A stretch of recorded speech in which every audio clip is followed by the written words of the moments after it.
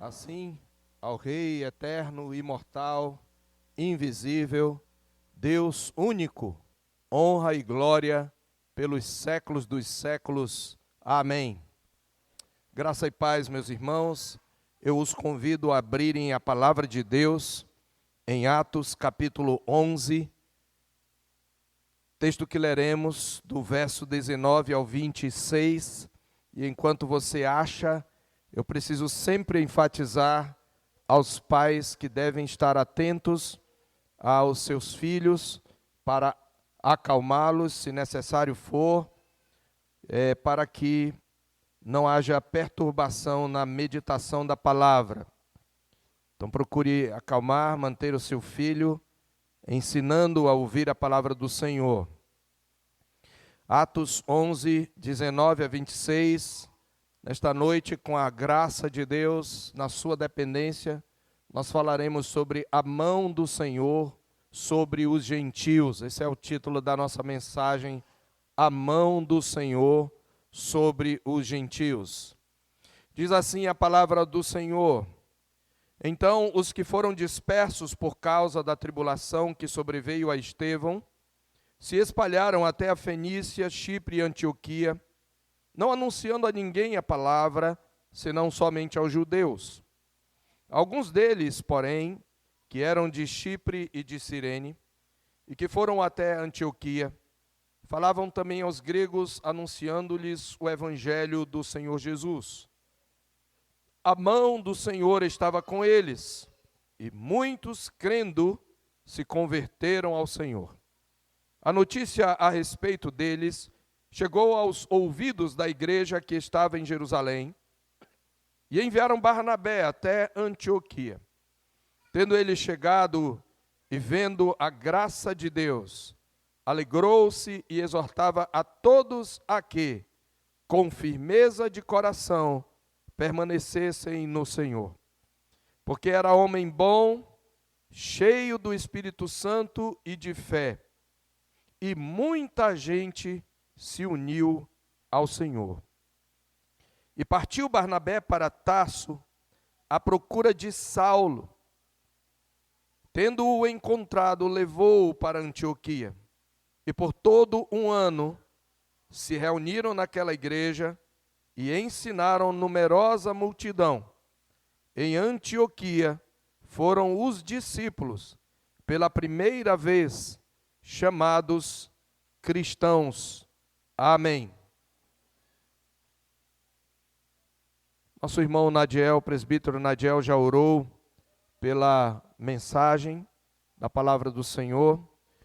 Eu quero começar, meus irmãos, e possivelmente terminar com o que eu vou chamar de inventário da vida espiritual. Eu gostaria de fazer 5 perguntas problema, para que você reflita sobre a sua atual condição espiritual, se você já é um cristão. E a primeira pergunta é mais geral, e das demais perguntas dependerá a resposta a esta primeira. Você se considera um cristão bom, cheio do Espírito Santo e de fé? Você considera-se uma mulher de Deus, boa, de bom coração, cheia do Espírito Santo e cheia de fé? Você se considera um homem bom, cheio do Espírito Santo e de fé? É muito comum que, com medo de alguma maneira, expressar orgulho, nós tenhamos dificuldade em fazer esta avaliação positiva. No entanto, é importante que nós tenhamos consciência das virtudes que, pela graça de Deus, nós temos desenvolvido no Senhor, assim como dos defeitos. A nossa autoimagem tem que ser justa e verdadeira. E autoimagem é diferente de autoestima, tá? Autoimagem é como você se vê. Então, é importante que nós identifiquemos áreas de avanços espirituais e áreas de estagnação espiritual, para que possamos investir naquilo que precisa melhorar na nossa vida e no nosso processo de santificação. Por isso eu insisto na pergunta: você se considera um cristão bom, cheio do Espírito Santo e de fé? Mas eu quero fazer outras perguntas mais específicas, que talvez ajudem você a responder a primeira. De que maneira as circunstâncias contrárias da sua vida têm lhe tornado uma testemunha mais eficaz de Cristo? De que maneira as coisas que você sofre, as coisas que de alguma maneira você sente que são obstáculos na sua vida, que são impedimentos, que são angústias, incômodos, que parecem ser limitadoras, de que maneira essas circunstâncias negativas têm tornado você uma testemunha mais eficaz de Cristo? Parece contraditória a pergunta, porque situações limitadoras costumam ser usadas por nós como justificativa para não fazer aquilo que precisa ser feito. Mas é preciso que você responda isto. Terceira pergunta: você consegue enxergar a graça de Deus naqueles irmãos com quem tem alguma barreira ou dificuldade de relacionamento? Ou naqueles que, pelo seu estilo de vida, jeito de ser ou personalidade, não lhe são naturalmente atraentes, não são pessoas a quem você naturalmente se sente atraído para com elas desenvolver um relacionamento? Você consegue enxergar a graça de Deus naqueles que não são do seu grupo de afinidade, ou que não são do tipo de vida? E eu não estou falando em relação a pecado, porque muitas vezes nós rejeitamos estilos de vida que em si não são pecaminosos, mas não nos agradam. Você consegue enxergar a graça de Deus nesse tipo de irmãos? Quarta pergunta: qual tem sido a sua contribuição? Como você tem contribuído para a integração de novos irmãos que o Senhor tem acrescentado à igreja? Pense nos novos membros da igreja, naqueles que estão pleiteando a membresia, ou que recentemente se tornaram membros, ou daqueles que estão visitando a igreja, demonstrando interesse. Qual tem sido a sua contribuição para integrá-los à igreja? A sua forma de tratá-los, dentro dessa quarta pergunta, a sua forma de tratá-los e o seu nível de envolvimento com eles pode ser considerado uma fonte de encorajamento para que com firmeza de coração eles permaneçam no Senhor? Se eles dependessem da forma como você se relaciona com eles como instrumento de encorajamento, você acha que eles seriam encorajados pela forma como você se relaciona com eles? Quinta e última pergunta: de que maneira você tem contribuído na sua igreja local para o processo de discipulado cristão pelo qual o Senhor promove a edificação do corpo de Cristo? De que maneira você tem contribuído para esse processo de discipulado, de aprendizado mútuo que promove a edificação do corpo de Cristo?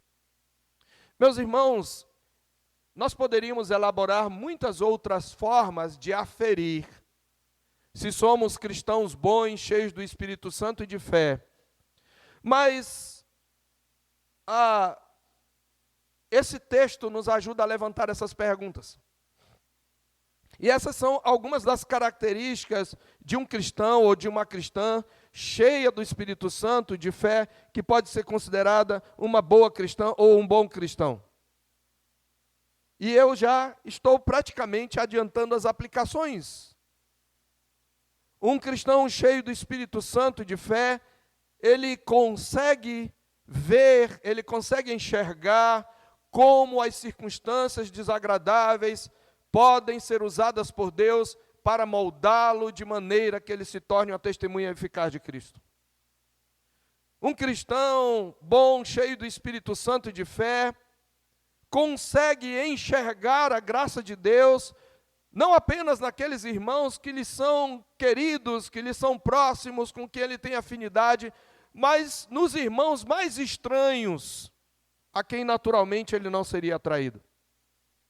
Um cristão, uma cristã cheia do Espírito Santo e de fé, certamente tem uma contribuição significativa para a integração de novos irmãos que o Senhor tem acrescentado à igreja.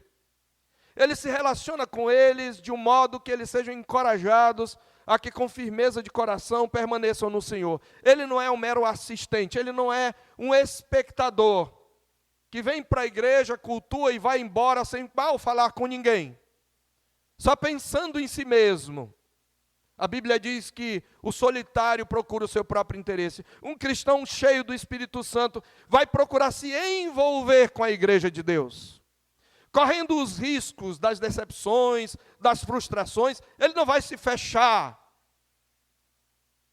Um cristão cheio do Espírito Santo e de fé, ele vai contribuir para o processo de discipulado, ele vai contribuir para edificar outros no corpo de Cristo. Por isso nós precisamos fazer estas perguntas. E a natureza da nossa resposta à primeira pergunta se evidenciará nas demais respostas a esse pequeno inventário da vida cristã. E considerando que Deus esquadrinha o nosso coração mediante a sua palavra, eu quero convidá-lo a uma autoavaliação da qualidade da sua vida espiritual, a partir do texto que lemos, tendo as perguntas que eu fiz em mente. Mas para isso devemos relembrar o contexto anterior, para ter uma visão melhor do nosso texto. Nós vimos no episódio anterior como, a fim de preparar sua igreja para a entrada dos gentios, Deus usou o seu apóstolo até aqui mais influente, o apóstolo Pedro. E Deus fez isto não sem resistência de Pedro. Ele fez isso apesar dos bloqueios que Pedro tinha. Deus usa Pedro combatendo, antes de tudo, o preconceito de Pedro com relação aos gentios. Já vimos que havia um grande preconceito dos judeus para com os gentios. E nós vimos primeiramente como o preconceito de Pedro foi confrontado numa visão, conforme o capítulo 10, de 9 a 22, uma visão que antecipa a entrada dos gentios na igreja. Nessa visão, Deus dá a Pedro uma ordem que o choca, que o escandaliza, que ele coma alimentos que eram considerados pela lei cerimonial mosaica como imundos. E nós vimos que diante da negativa de Pedro, o Senhor lhe ensina um princípio espiritual. Se Deus está ordenando que ele coma aqueles alimentos, é porque Deus os purificou. E ao que Deus purificou, disse o Senhor no verso 15 do capítulo 10, não consideres comum, e Deus falou isso por 3 vezes. E a visão que lhe fora dada, somada ao convite, o relato de Cornélio, um homem que também tivera uma visão de Deus, um gentio, temente a Deus, religioso, porém que não era um cristão ainda, associados a esses fatos, eles levam Pedro a reconhecer, como ele diz no verso 27, que Deus não faz acepção de pessoas, e que Deus salva quem quer, independente de etnia, de cor, de classe social, de sexo, etc. Mas além do preconceito de Pedro ser confrontado, ele também é humilhado.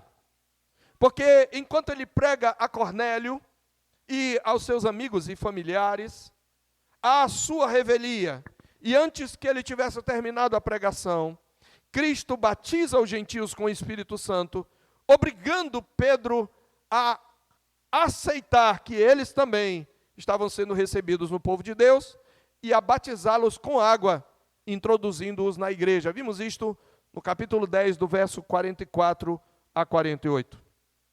E por fim nós vimos como esse preconceito, primeiro confrontado e depois humilhado, é então subjugado. Pedro precisa se explicar a alguns inquisidores, que eram chamados os da circuncisão, no capítulo 11, e ele lhes conta os atos sobrenaturais do Espírito de Cristo, e pela história que ele conta, ele convence os seus questionadores, que acabam por concluir que também aos gentios foi dado por Deus o arrependimento para a vida. No capítulo 11, especialmente no versículo 18. Como nós veremos 4 capítulos adiante, O preconceito não será totalmente aniquilado, mas voltará a ameaçar a unidade da igreja. Porém, aqui ele é substancialmente subjugado, o suficiente para promover a entrada definitiva dos gentios, dos não-judeus, na igreja, fazendo da igreja um povo intercultural, que manifesta uma unidade sobrenatural, promovida pelo Espírito Santo. Sobrenatural porque essa unidade não seria promovida de forma alguma se dependesse das inclinações naturais e das afinidades naturais entre esses povos. Portanto, meus irmãos, nós vimos isto acontecer por meio do Espírito Santo. E então o reino de Cristo está avançando. Depois de cair sobre um grupo de gentios em Cesareia, cidade helenística e romana fundada por Herodes o Grande, com grande influência judaica, o Espírito de Cristo avança e é derramado também sobre gentios de uma metrópole, agora, predominantemente gentílica. Para as crianças, que às vezes perguntam, metrópole é uma cidade enorme, grande, a qual muitas vezes estão associadas outras vilas. É uma cidade que se destaca das outras. No nosso país nós temos São Paulo, é uma metrópole, Rio de Janeiro, eu acredito que Manaus já pode ser considerado uma metrópole. Ou seja, a palavra metrópole significa uma cidade grande. É isso. Então o evangelho vai chegar em Antioquia. Nós precisamos entender a importância dessa cidade para compreendermos a sabedoria de Cristo ao levantar, ao edificar uma igreja ali. Antioquia foi uma cidade fundada em 307 a.C. por um dos generais de Alexandre o Grande, chamado Seleuco I Nicator. Seleuco I foi o fundador da famosa dinastia dos Seleucidas, que no período interbíblico disputaria com os Ptolomeus do Egito a hegemonia, o domínio político sobre aquela região importante da Palestina. Antioquia havia sido a capital do antigo Império Seleucida. E mesmo agora, depois do domínio romano, ela se tornou um importante centro político, cultural e comercial, que era vital para o mundo antigo. E era caracterizado por uma diversidade étnica. Gente de todas as nações afluíam para ali, porque Antioquia era localizada no cruzamento de rotas comerciais entre Oriente e Ocidente. Por isso ela era um centro cosmopolita. Centro cosmopolita quer dizer um centro para onde afluem pessoas de todas as partes do mundo. E essa metrópole, que atraía pessoas de toda a parte do mundo, porque era um centro comercial e cultural, ela tinha cerca de 500 mil de pessoas, o que é uma população considerável para aquela época. Estamos no século I. 500 mil de pessoas. E na época em que foi alcançada aqui, nesse capítulo, pelo Evangelho de Cristo, Antioquia era a capital da província da Síria. E a população de Antioquia tinha uma forte influência da cultura greco-romana. E era uma cidade que possuía templos, teatros, estádios, além de ser famosa por exibir uma arquitetura impressionante em suas construções, como, por exemplo, o templo do deus Apolo, deus grego Apolo e o Palácio Real. Antioquia é um grande centro cultural. É um grande centro intelectual. A sua biblioteca era famosa e ela era um polo científico e filosófico da antiguidade, além de ser conhecida como grande centro de arte e entretenimento, em razão das suas festas, dos seus jogos e dos seus espetáculos teatrais. Por um lado, meus irmãos, uma cidade assim era um senhor desafio para o avanço do Evangelho. Muitas culturas concorrendo, muita idolatria, muito paganismo, muita libertinagem sexual. Por outro lado, nas mãos do Senhor exaltado, do Cristo ressurreto e entronizado, Antioquia se tornaria o primeiro grande centro missionário gentílico. É o segundo centro do cristianismo. Primeiro foi Jerusalém, que com a destruição em 70 vai perder o seu posto. E o segundo foi Antioquia. Como isto aconteceu? E que fatores contribuíram para esse fato? Que fatores? É isso que vamos ver. E eu quero dividir essa exposição em quatro proposições, que já são aplicações para nós, que já respondem como. E a palavra-chave, a expressão-chave que eu vou usar, é uma expressão que está aqui no versículo 21. A mão do Senhor. A mão do Senhor. Essa é uma expressão que nós encontramos no Velho Testamento, muito no livro de Esdras. Esdras e Neemias. Eles especialmente usam essa expressão quando estão descrevendo a reedificação, a revitalização do povo de Israel na terra prometida depois de 70 anos de cativeiro. Eles destacam sempre como a boa mão de Deus estava com eles, garantindo o avanço do reino de Deus. E aqui Lucas usa essa expressão uma única vez, mas nós podemos dizer que mesmo usando uma única vez, ela pode ser aplicada em toda esta narrativa. Então, como é que o Senhor faz avançar? Como Antioquia se torna o primeiro grande centro missionário gentílico? Antioquia se torna um objeto da ação da mão do Senhor sobre os gentios. E eu quero dividir então em 4 cenas, e a quinta vai ser a nossa conclusão. São 5 ao todo, mas 4 no desenvolvimento e a quinta na conclusão. E o primeiro fato que nós vemos aqui é que a mão do Senhor faz avançar o evangelho por meio da perseguição. E aqui há uma nota irônica nesse princípio. A mão do Senhor faz avançar o evangelho por meio da perseguição. Leia comigo o verso 19 e o verso 20. Acompanhe. Vamos ler juntos. Vamos lá. Então, os que foram dispersos por causa da tribulação que sobreveio a Estevão, se espalharam até a Fenícia, Chipre e Antioquia, não anunciando a ninguém a palavra, senão somente aos judeus.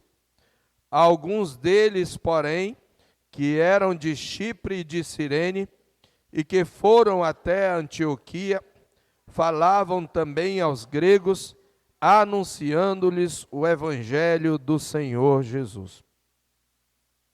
Você deve notar que aqui Lucas está retomando o que nós chamamos de fluxo narrativo, que foi interrompido no capítulo 8. Se você voltar algumas páginas até o capítulo 8, você vê que naquele dia, conforme verso 1, levantou-se grande perseguição contra a igreja, e todos, exceto os apóstolos, foram dispersos pelas regiões da Judéia e Samaria. Lucas, a princípio, mostra que a perseguição os levou a dispersar-se ainda dentro da Palestina, na região da Judéia e Samaria. Judéia mais ao sul, Samaria ao norte. A Síria é uma província gentílica acima de Samaria, mais ao norte. E Lucas está retomando, observe que no verso 4, entre mentes os que foram dispersos, iam por toda parte pregando a palavra. Filipe então chega a Samaria, prega o evangelho, e tudo que acontece em Samaria vai até o verso 25. Depois Lucas abre uma espécie de parênteses, né? Uma espécie de hiato, de lapso, para narrar a conversão de um eunuco etíope, a conversão de Saulo, alguns atos do Espírito de Cristo por meio de Pedro, a conversão de Cornélio. E então, se ele tirasse tudo isso e partisse para o capítulo 11, nós não sentiríamos falta desses capítulos do meio. E eu não estou dizendo que eles não são importantes. É só para você entender que o fluxo narrativo, ele está usando de uma técnica como em qualquer contador de histórias, pode interromper um fluxo narrativo, contar uma outra história relacionada, porque está tudo relacionado, e voltar para aquela narrativa de novo. E por que Lucas faz isso? Porque no capítulo 8 ele mostra que o evangelho chegou até Samaria. Mas no capítulo 11 e 19, ele quer destacar que a perseguição levou os cristãos para além de Samaria. Veja que eles foram dispersos pela tribulação que sobreveio a Estevão. E eles se espalharam até a Fenícia, até os lugares de além-mar, por assim dizer, até a Fenícia, fronteira noroeste de Israel, Chipre, uma ilha, e Antioquia, capital da Síria. Ou seja, eles estão caminhando e eles já saíram da Palestina, o evangelho está avançando para os confins da terra, porém eles ainda têm barreiras. Eles não anunciam a ninguém a palavra, senão aos judeus dessas cidades, porque todas essas cidades tinham judeus. Mas alguns deles, apenas alguns, não muitos, resolvem ousar mais, e pela primeira vez, de maneira espontânea, embora não natural, porém sobrenatural, porque é o Espírito que os está guiando, mas de maneira espontânea, vão pregar aos gentios. Você lembra que Filipe é o primeiro que prega a um gentio etíope, mas como? O Espírito Santo se revela a ele e manda ele para uma estrada deserta, sem saber a quem ele vai achar. Pedro prega ao primeiro grupo de gentios, abrindo a porta do evangelho aos gentios. Mas como ele faz isso? Primeiro Deus tem que confrontar, humilhar e subjugar o seu preconceito.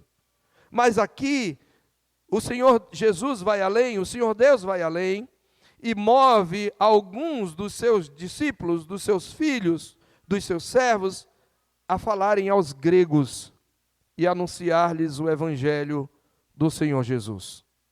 O que Lucas quer mostrar aqui, queridos? Lucas quer mostrar a extensão dos efeitos da perseguição dos cristãos e o seu efeito no avanço do evangelho. Ele quer mostrar como a perseguição está sendo usada por Deus para fazer o evangelho avançar. Então, observe comigo a ironia. A perseguição visava a parar o crescimento da igreja. Não podemos descartar que Satanás se levanta contra a igreja. Não podemos descartar que os reinos deste mundo se levantam contra o Senhor e contra o seu ungido, cumprindo o que profetizava o Salmo 2 e que os apóstolos entenderam no capítulo 4 de Atos, que estava se cumprindo. Satanás está se levantando e ele quer destruir a igreja, ele quer assolar a igreja, ele quer barrar o crescimento do reino. Mas, ao contrário do que é o seu objetivo e do objetivo dos inimigos do evangelho, a perseguição que visava parar o crescimento da igreja só faz promover mais crescimento. É neste sentido que eu repito as palavras de Tertuliano falando às autoridades. Nós nos multiplicamos quando você nos colhe. O sangue dos cristãos é semente. Isto é o que se pode chamar de evangelismo explosivo. Contém ironia. Isto é evangelismo explosivo. Deus não só não permite que a perseguição freie o crescimento da igreja, Deus usa a perseguição para o crescimento da igreja. A mão do Senhor usa algo contrário ao avanço da igreja para fazer a igreja avançar. Isto mostra o poder do evangelho, o poder do Cristo exaltado. Isto mostra que Cristo está colocando todos os inimigos debaixo dos seus pés. Então, meus irmãos, podemos aplicar dizendo que o avanço do reino de Cristo não depende de autoridades simpáticas a ele. Erraram os crentes que achavam que se nós tivermos um governo mais favorável, um governo cristão, mesmo que não seja de um convertido, nós vamos ter melhor eficácia no Evangelho. Porque, de fato, o avanço do reino de Cristo não depende de autoridades simpáticas a Ele. E tampouco é interrompido quando os reis se levantam contra a igreja. Pelo contrário, nós aprendemos aqui que a oposição pode até ser um instrumento da providência divina para fazer avançar o Evangelho. Nada pode aprisionar a palavra de Deus. Meus irmãos, compreender esta verdade não apenas nos sustentará nas perseguições, se elas vierem, como também nos capacitará a sermos fontes de consolo e encorajamento para aqueles que sofrem por causa do Evangelho. Paulo compreendia essas verdades. Abra a sua Bíblia, por favor, deixando marcado em Atos. Abra em Filipenses, capítulo 1. Paulo está preso. Ele foi açoitado. Ele foi chicoteado porque pregou o Evangelho. E ele está preso. E os filipenses ficam preocupados com ele, porque temem pela sua vida. Eles enviam uma oferta, enviam Epafrodito com uma oferta. E Paulo escreve a carta para agradecer-lhes, mas também para tranquilizá-los. E olha o que ele vai falar no capítulo 1, verso 12. Quero ainda, irmãos, cientificar-vos de que as coisas que me aconteceram, que coisas? A prisão, tem antes contribuído para o progresso do Evangelho. A prisão tem antes contribuído. Observe a palavra antes. É uma adversativa. Antes significa ao contrário do que poderia parecer, ao contrário do que vocês pensam, a minha prisão não impediu o Evangelho. Ao contrário, ela contribuiu para o avanço do Evangelho. De que maneira? Paulo explica de duas maneiras. Primeiro, de maneira que as minhas cadeias em Cristo se tornaram conhecidas de toda a guarda pretoriana e de todos os demais. Quem era a guarda pretoriana? Era a tropa de elite de César. Eram os principais soldados, era o BOPE de César, que ficava no pretório, um palácio fortaleza. Esses homens tinham que ser algemados a Paulo para cumprir o seu quarto de hora, porque ele era cidadão romano. Eles não podiam maltratá-lo. E eles não podiam fechar os ouvidos. Então, o quarto de hora que cada soldado passava, ele passava ouvindo o Evangelho o tempo todo. Resultado, muitos soldados se converteram. E o Evangelho alcançou a cozinha de César. Por isso, em Filipenses capítulo 4, Paulo, quando envia saudações, no versículo 22, ele diz: todos os santos vos saúdam, especialmente os da casa de César. Deus converteu pessoas que eram da família do imperador. E como ele fez isso? Deus determinou que Paulo fosse preso por causa do Evangelho e pudesse pregar o Evangelho num lugar onde ele só poderia chegar preso. E ele diz ainda que a sua prisão contribui não apenas levando o Evangelho à guarda pretoriana e à casa de César, mas também estimulando outros irmãos, encorajando outros irmãos. Verso 14, a maioria dos irmãos, estimulados no Senhor por minhas algemas, ousam falar com mais desassombro a palavra de Deus. O mesmo Paulo, prestes a morrer, preso, sei lá por que vez, porque ele foi preso muitas vezes, mas preso pela última vez, vai morrer num calabouço frio. Mas em 2 Timóteo, no capítulo 2, Paulo já o velho, vai dizer para o seu mais querido filho na fé, a partir do verso 8, 2 Timóteo 2, 8, 10, ele vai dizer: lembra-te de Jesus Cristo. Ele tem que lembrar do que a respeito de Cristo? Bom, há certos contextos em que Paulo nos diz para lembrar de Cristo crucificado. Mas aqui, por causa do contexto, da necessidade de encorajamento de Timóteo, ele diz: lembra-te de Jesus Cristo, ressuscitado dentre os mortos, descendente de Davi, segundo o meu evangelho, pelo qual estou sofrendo algemas como malfeitor, contudo a palavra de Deus não está algemada. A palavra de Deus não está algemada. Jesus ressuscitou. E esse Cristo entronizado está fazendo avançar o seu evangelho, e até a prisão dos seus servos é usada para o avanço da igreja. Não é à toa, meus irmãos, que quando nós olhamos a história da igreja, nós vemos farta evidência dessa verdade. Os primeiros 3 séculos foram os séculos que mais a igreja cresceu, quando ela era perseguida pelo império em diversas partes.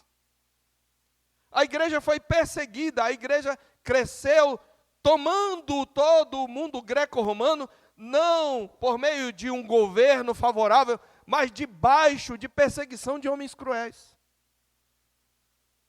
O avanço do reino de Cristo não depende de nenhum regime político favorável. Nada pode aprisionar a palavra de Deus. Isso deve ser consolo e encorajamento para nós, se nós formos perseguidos. Segunda cena, nós vimos que a mão do Senhor faz avançar o evangelho por meio da perseguição. Agora, nos versos 21 e 22 do nosso texto, nós vamos ver que a mão do Senhor faz nascer uma igreja por meio do evangelho. A mão do Senhor faz nascer uma igreja por meio do evangelho. Olha o que diz: alguns foram e anunciaram o quê? O evangelho do Senhor Jesus. Não teve culto de milagres, não teve feira das nações, não teve reunião de avivamento, descende do primeiro século, nada disso.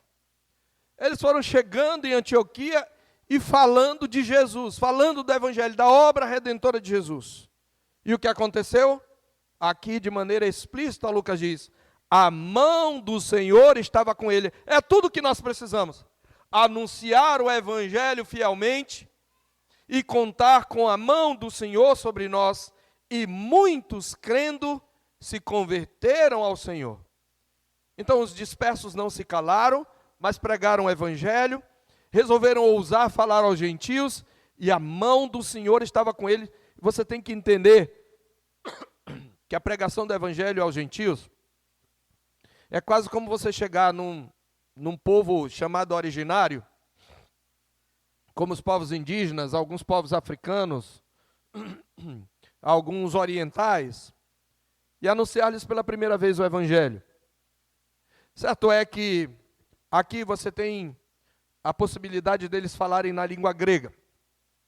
Por isso que a primeira dificuldade que um missionário encontra num povo não alcançado é a barreira da língua. Ele tem que aprender a língua para poder pregar o evangelho. Mas aqui não havia essa barreira, porque o grego era uma língua comum. Aliás, foi a língua em que foi escrito o Novo Testamento. Mas o ponto aqui é que esses gregos não sabiam nada de Jesus. Mas eles ouvem o evangelho de Cristo, conforme o modelo do que nós vimos Pedro pregando. É mais ou menos como Pedro pregou o evangelho para Cornélio. E diz a palavra de Deus que muitos crendo se converteram ao Senhor. Então a mão do Senhor levou as pessoas à fé em Jesus. E o impacto do evangelho entre os gentios foi divulgado em Jerusalém, no verso 22. A notícia a respeito deles chegou aos ouvidos da igreja que estava em Jerusalém. E observe, não choca mais.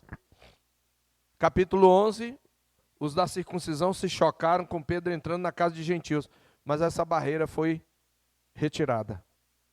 Agora Jerusalém entende que a igreja é composta de judeus e gentios. E a mão do Senhor faz nascer uma igreja. Por meio de que, igreja? não de métodos mirabolantes, não de evangelismo explosivo no sentido de um plano com as palavras, algumas palavras para despertar a atenção. Não, não, não. Foi o puro evangelho de Jesus Cristo. É tudo que nós precisamos fazer, igreja. Pregar o evangelho, pregar a Cristo e este crucificado, pregar a mensagem da cruz, como vocês ouviram aqui em domingos anteriores. E nós temos que entender que quem salva é Jesus, que quem move o coração é o Espírito Santo.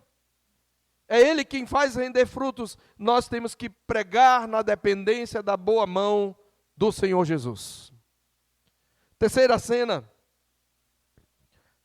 A mão do Senhor fortalece a igreja por meio de um homem cheio do Espírito Santo e de fé. A mão do Senhor fortalece a igreja nascente, por meio de um homem cheio do Espírito Santo e de fé. Veja, a ação soberana de Deus não anula a importância dos seus instrumentos. Deus usa os instrumentos, Deus decretou os meios e os fins. Deus sabe que para que aqueles que se converteram recentemente possam crescer, eles precisam ser encorajados por outros irmãos. Lembra da pergunta, de uma das perguntas lá no início? Pessoas recém-convertidas precisam de crentes mais maduros para encorajá-las. E a igreja de Jerusalém sabia disso. E eles mandaram quem? Eles não mandaram qualquer um. Eles mandaram um homem cheio do Espírito Santo e de fé. Um homem que, pelas suas qualidades e virtudes, que refletiam o caráter de Cristo, tinha um apelido que ressaltava essas virtudes. Seu nome é José, mas eles o chamam também de Barnabé, que significa filho da exortação, filho do encorajamento. Veja, eles enviam Barnabé, eles enviam o filho do encorajamento. E nós já vimos Barnabé em ação no capítulo 4 de Atos. Ele se mostra um homem desprendido para ajudar seus irmãos necessitados. Ele aparece pela primeira vez no capítulo 4, versos 36 e 37. Ele tinha, aí está a tradução do seu nome, José, a quem os apóstolos deram o sobrenome de Barnabé, que quer dizer filho de exortação, levita, natural de Chipre. Portanto, os apóstolos reconheciam, ele era notável entre os apóstolos, porque ele era o tipo de crente que ajudava a integrar os novos crentes na igreja. E um exemplo disso é o apóstolo Paulo, no capítulo 9, Barnabé, de novo entra em cena, porque Saulo, quando se converte, a Bíblia diz que ele vai a Jerusalém, procura juntar-se aos apóstolos, aos discípulos, na verdade, porém todos o temiam, não acreditando que ele fosse discípulo, porque ele era o maior inimigo da igreja antes da sua conversão. E o que aconteceu? Sempre tem um Barnabé na igreja do Senhor. E quanto mais Barnabés tiverem, melhor. E diz que Barnabé, tomando-o consigo, dá quase a ideia de que pegou assim e abraçou. Vem cá, Paulo. Levou-o até os apóstolos e Barnabé contou a história de Paulo, ou de Saulo, da sua conversão, assim integrando-o. Então Jerusalém conhecia esse homem. Então nós precisamos encorajar esses irmãos que recentemente receberam a palavra de Deus. A quem vamos enviar? Vamos enviar Barnabé. E diz a palavra de Deus, observe, que Barnabé, tendo chegado, verso 23, e vendo a graça de Deus, alegrou-se. Pessoas que são dadas à exortação e que têm o dom da exortação, nós todos devemos ser encorajadores, mas há pessoas que têm um dom especial para isso. Pessoas que têm um dom da exortação costumam enxergar mais facilmente a graça de Deus nos outros. Ele viu a graça de Deus. Veja, o Espírito Santo desceu sobre esses gentios. Não tem línguas, não tem profecia, lembra? Somente naqueles pontos de avanço do Evangelho, de quebra de barreira, mas já havia quebrado a barreira, mas o Espírito Santo vem sobre eles, porque ele vê a graça de Deus na igreja. Como é triste, irmãos, quando um crente não consegue ver a graça de Deus na igreja. Eu fico muito preocupado quando eu ouço o crente dizer, olha, pastor, tem muitos irmãos que são assim, tem muitos irmãos que têm esse problema. Geralmente a pessoa está falando de uma ou duas pessoas. Nunca é mais do que isso. Uma ou duas pessoas com quem teve algum problema, alguma frustração, porque não se sentiu bem tratado, mas normalmente atribui a toda a igreja. E aquele coração pecaminoso, magoado, corrompido pelo espírito faccioso, não consegue enxergar a graça de Deus. Mas quando o Espírito Santo domina a nossa vida, nós aprendemos a ver a graça de Deus na vida da igreja, na vida de irmãos.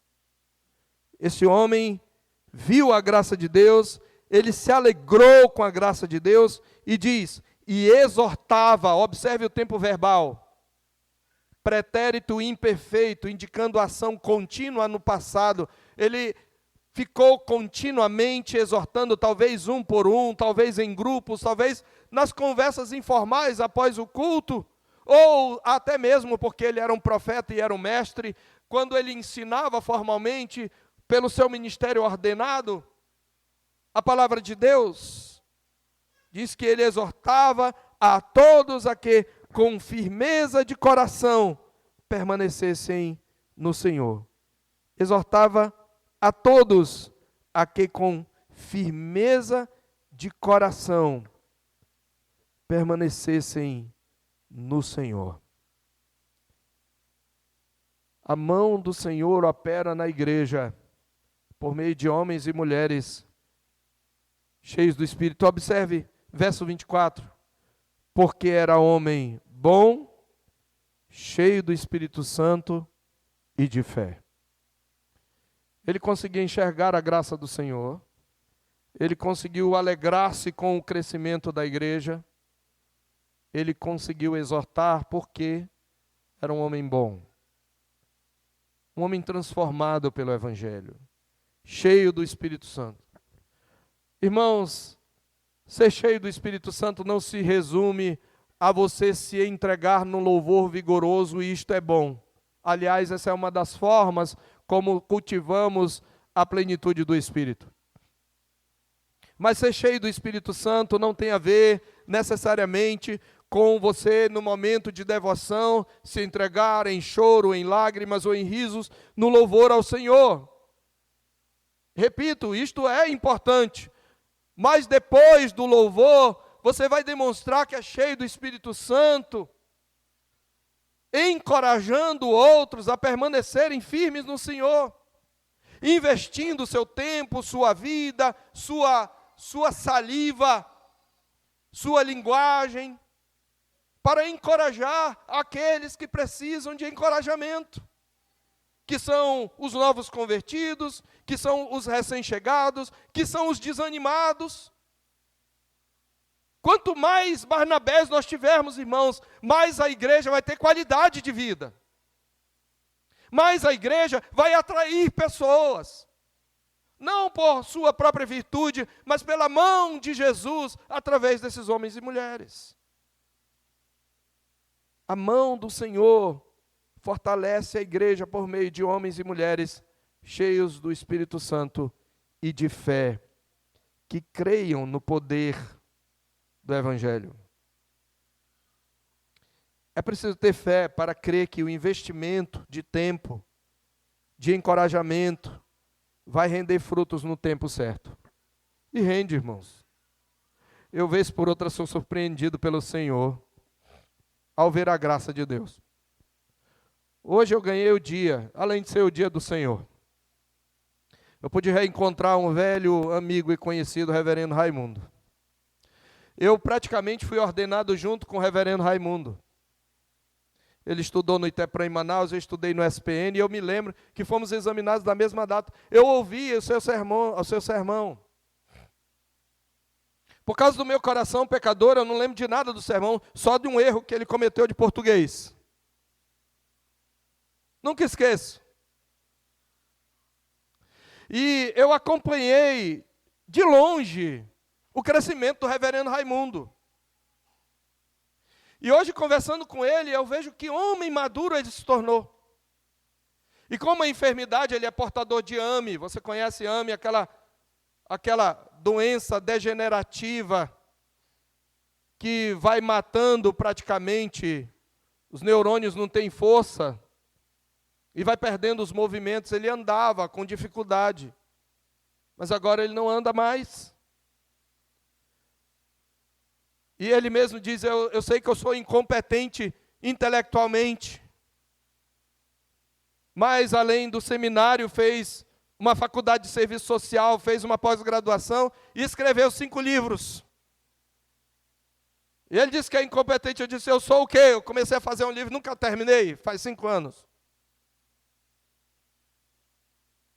E ele pegou uma igreja com 12 membros em processo de decadência. E por meio dele, o Senhor Deus tem edificado essa igreja, que hoje conta com 110 membros na sede, 170 com congregações. E é uma igreja que ainda luta com algumas dificuldades, por causa de lideranças ruins no passado, mas ele tem fielmente trabalhado na obra do Senhor, e hoje me deu uma lição sobre a acessibilidade na igreja.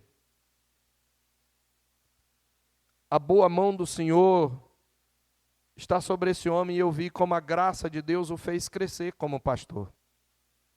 E se tornar um pastor amoroso, maduro, sábio nas suas palavras, e eu pude aprender com ele. Eu não esperava encontrar um Raimundo como ele está agora. Eu nem o esperava sentado, porque a sua doença, aos 30 anos, era para ele não se levantar mais. Ele só começou a perder a mobilidade de andar aos 45. Mas ainda consegue. Ele não consegue ler, segurar um livro nas mãos, mesmo assentado. E falou de todas as dificuldades que ele tem para encontrar um lugar onde ele possa ser hospedado, onde ele possa ter mobilidade. Tomar banho até na cadeira de roda, ele tem uma especial para isso. Mas eu vejo a graça de Deus sobre esse irmão. E como o Evangelho o transformou. A mão do Senhor fortalece a igreja, por meio de homens e mulheres cheios do Espírito Santo e de fé. Em quarto e último lugar, nós vemos nessa narrativa que a mão do Senhor edifica a igreja pelo valoroso trabalho de ministros fiéis. A mão do Senhor edifica a igreja pelo valoroso trabalho de ministros fiéis. Aqueles que se convertem precisam não só ser encorajados a se firmar no Senhor, eles precisam crescer no conhecimento do Senhor, eles precisam ser doutrinados. Então o que Barnabé faz? Barnabé disse, isso não é tarefa só para mim. Ele é um mestre, vamos ver isso no capítulo 13, ele está entre os profetas e mestres da igreja. Mas ele sozinho não dá conta. Agora é hora dele provar um pouco do fruto do seu trabalho no Senhor, porque foi ele que integrou Paulo à igreja. E ele viu a capacidade extraordinária de Paulo. Então observe que diz que partiu Barnabé, verso 25, para Tarso à procura de Saulo. E tendo-o encontrado, levou-o para Antioquia. E por todo um ano se reuniram naquela igreja e ensinaram numerosa multidão. Um ano de pastoreio. Paulo e Barnabé eram plantadores. Eles não ficavam muito tempo na igreja. Um ano é muito para eles. Paulo em Éfeso vai ficar entre 2 e 3 anos. Mas aqui eles passam um ano ensinando a igreja, doutrinando a igreja, pregando o evangelho, e a igreja vai amadurecendo. A igreja, meus irmãos, amadurece pelo valoroso trabalho de ministros fiéis. E aqui eu quero expressar a minha alegria no Senhor. de ver alguns dos filhos que o Senhor me deu, os presbíteros, cada vez mais zelosos na exposição das Escrituras. E eu tenho certeza de que vocês têm notado que eles têm crescido na exposição das Escrituras. E como é bom que a igreja tenha mais do que o pastor, embora o pastor seja o presbítero docente, por natureza, que tenha ministros fiéis que continuem pastoreando a igreja com a fiel exposição das Escrituras. Eu quero que a igreja saiba que eles preparam o sermão, eles enviam para mim, eu faço as considerações e depois em reunião a gente faz outras considerações com a pregação deles. Tenham paciência. E orem por eles. Porque ministros fiéis, pregadores fiéis, ajudam a edificar a igreja na sã doutrina para que ela não seja como menino, mas que ela se firme no Senhor. Orem pelos seus presbíteros, orem pelo seu pastor, orem para que Deus levante outros, para que a igreja não sofra com a falta de doutrina. É isso que aconteceu. E por último eu concluo, queridos, já fizemos bastante aplicação. Qual é a conclusão disso tudo? Eu vou trazer em forma de mais um princípio, um quinto e último princípio.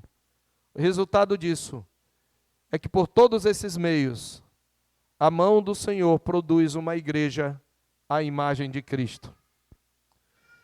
Que forma linda que Lucas usa para terminar esse episódio. Ele nos dá uma informação que é importante em termos históricos.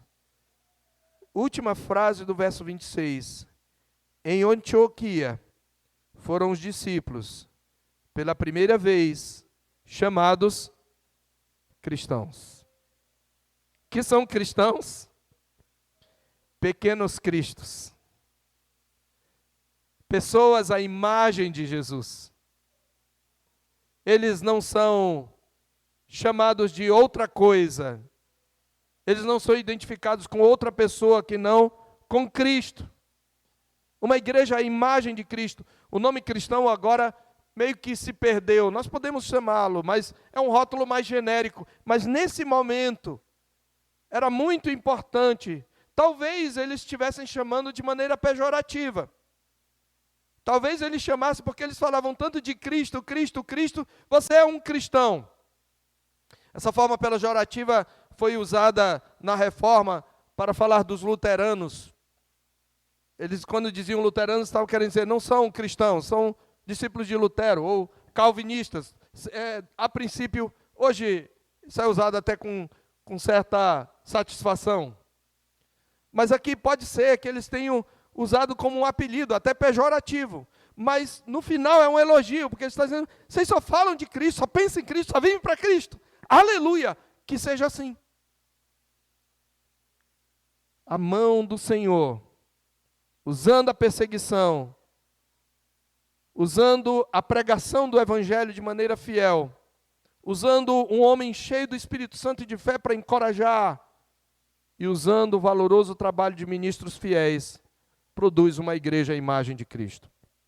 Eu termino voltando, meus queridos, a perguntas anteriores. Diante disso, você consegue ver a boa mão de Jesus na sua vida? Você consegue ver a mão de Jesus, do Senhor, atuando na igreja, na sua igreja?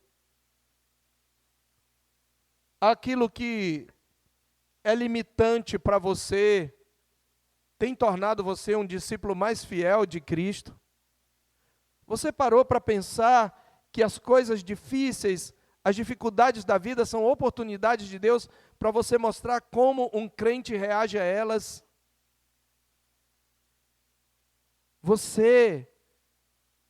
Será que você não precisa ser treinado, o seu coração treinado para aprender a enxergar a graça de Deus nos irmãos e não ficar vendo só defeitos? Será que você tem contribuído de fato? Será que quando você sair daqui, após o culto, na cantina, você vai usar esse tempo para ajudar a integrar aqueles que estão nos visitando, aqueles que estão na membresia ou chegando na membresia, ou encorajar irmãos desencorajados. Nós devemos ansiar, queridos, nos parecer com Cristo. Nós devemos ansiar que o nome cristão seja mais do que um rótulo, que ele seja de fato o resultado das pessoas verem Cristo em nós. Então, meus irmãos, que o Senhor Deus aplique a sua palavra ao nosso coração e possamos ser instrumentos da boa mão do Senhor e nos render à boa mão do Senhor e confiar na boa mão do Senhor no processo de crescimento espiritual na nossa vida. Vamos orar. Senhor nosso Deus, obrigado pela tua palavra. Ajuda-nos, ó Deus, a confiarmos na tua boa mão, a não dependermos das circunstâncias, a compreendermos e confiarmos que mesmo circunstâncias contrárias não só estão debaixo do teu controle, como são instrumentos da tua providência para nos moldar, para nos fornecer oportunidades de demonstrar e pregar o Evangelho. Ajuda-nos, meu Pai, a ter olhos para enxergar a graça de Deus na igreja. Tira de nós o coração faccioso, a visão pessimista, a dificuldade, ó Deus, de sermos gratos, o descontentamento, tira de nós. Ajuda-nos a nos alegrar com o crescimento dos nossos irmãos e ajuda-nos a sermos Barnabés na vida da tua igreja. Ajuda-nos também, ó Deus, a orarmos, a zelarmos pelos ministros que pregam a tua palavra, a intercedermos por eles. E levanta, ó Deus, mais homens que possam pregar a tua palavra no ministério ordenado, mas usa também não só homens como mulheres na proclamação da tua palavra, no contexto das conversas informais, no trabalho, na escola, no próprio âmbito da igreja. Faze com que esta igreja cresça, ó Deus, que a tua boa mão esteja sobre ela e continue sobre ela. Nós te pedimos em nome de Jesus. Amém.